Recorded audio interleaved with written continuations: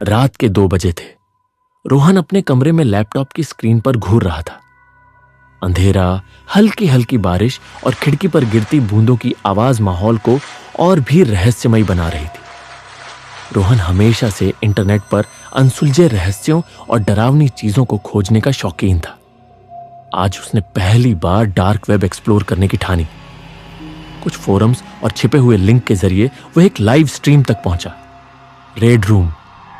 Screen पर धुंधली रोशनी में एक अजीब सा कमरा दिख रहा था।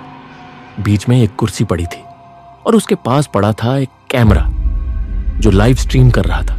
स्क्रीन के किनारे एक लाइव चैट चल रही थी जहां अनजान लोग पैसे देकर रिक्वेस्ट भेज रहे थे। स्क्रीन पर पहले से ही एक आदमी बंधा हुआ था। उसके शरीर पर कई कट के निशान थे और उसकी उंगलियों से खून टपक रहा था। पिछली रिक्वेस्ट पूरी हो चुकी थी। More blood, cut his finger. Rohan का दिल तेजी से धड़कने लगा। ये कोई हॉरर मूवी नहीं थी, ये असली था, लेकिन उसे यकीन नहीं हो रहा था। किसी अजीब उत्सुकता में उसने खुद भी एक छोटी सी रकम भेजकर एक कमांड टाइप कर दी, मेक हिम स्क्रीम। उसे चीखने पर मजबूर करो। कुछ सेकंड के लिए कुछ नहीं हुआ। रोहन को लगा कि शायद यह सब नकली है, लेकिन फिर स्क्रीन पर एक मास्क पहने हुए व्यक्ति आया जिसने धीरे धीरे एक तेज धार वाली चाकू उठाई।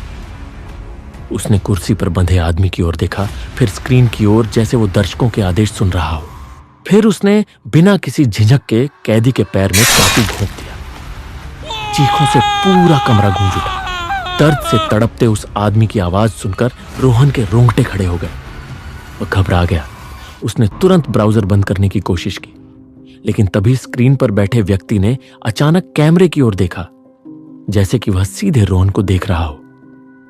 नेक्स्ट। एक मैसेज स्क्रीन पर फ्लैश हुआ। रोहन ने घबराकर ब्राउजर बंद करने की कोशिश की, लेकिन लैपटॉप हैंग हो गया। तभी स्क्रीन पर एक नया मैसेज आया, एड्रेस कंफर्म्ड। रोहन का दिल थम सा गया। कैसे उन्हें उसका एड्रेस पता चला?